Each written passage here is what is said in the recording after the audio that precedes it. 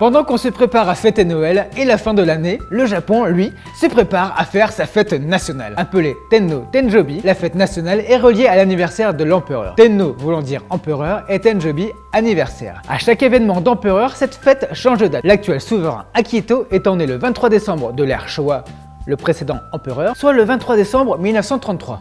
Vous suivez? Le 29 avril, date d'anniversaire du précédent souverain Showa, né en 1901 du coup de l'ère Taisho et qui est mort en 1989, est devenu le Showade. Vous suivez toujours? Quand Akihito est arrivé après la mort de son père Hirohito, donc Showa, il est devenu le 125e empereur du Japon, issu de la lignée des Yamato. Cette dynastie sera au pouvoir depuis moins 660. Elle sera du coup la plus ancienne dynastie régnante toujours en activité. Depuis 1947 et la dernière constitution japonaise, le rôle du souverain est d'être le symbole de l'État et de l'unité du peuple japonais. Une fois assis sur le trône de Chrysanthème, le trône impérial, Akihito s'est efforcé de montrer la bonne voie du Japon en faisant la promotion de la paix et de l'écoute à travers le monde en s'excusant des mauvaises actions du passé de l'Empire du Japon.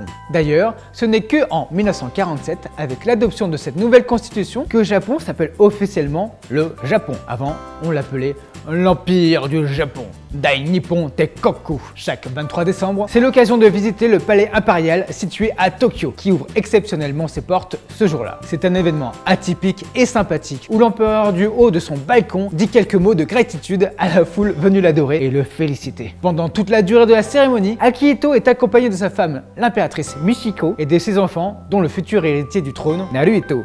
À ne pas confondre avec Naruto, même si les fonctions d'Hokage et d'empereur peuvent être similaires. La foule de Japonais en délire devant ce beau spectacle arbore leur plus beau drapeau pour les agiter dans le vent et proclamer leur unité, sachant que la semaine d'avant, ils peuvent écrire des lettres à l'empereur aussi bien personnelles que génériques, telles que des félicitations ou des souhaits de longue vie. En parlant de ça, des rumeurs diraient que l'empereur Akihito souhaiterait abdiquer de ses fonctions en raison de son état de santé qui se dégrade. Mais la constitution de 47 ne le permet pas, voire même l'interdit. Dans son dernier discours, il ne prononcera jamais le mot tabou, abdication, mais il insiste quand même sur la difficulté à remplir ses fonctions en tant que symbole de l'État. C'est donc une affaire à suivre.